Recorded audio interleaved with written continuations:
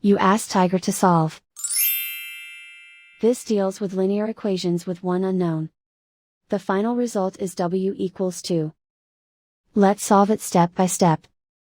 Group all m terms on the left side of the equation. Subtract 1/4w from both sides. Group like terms. Group the coefficients. Convert the integer into a fraction. Combine the fractions. Combine the numerators. Group like terms. Combine the fractions. Combine the numerators. Reduce the zero numerator.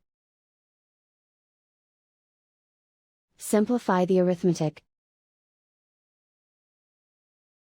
Group all constants on the right side of the equation. Subtract 1/2 from both sides. Combine the fractions. Combine the numerators. Reduce the zero numerator. Simplify the arithmetic. Convert the integer into a fraction. Combine the fractions. Combine the numerators. Isolate the m. Multiply both sides by inverse fraction 4/3.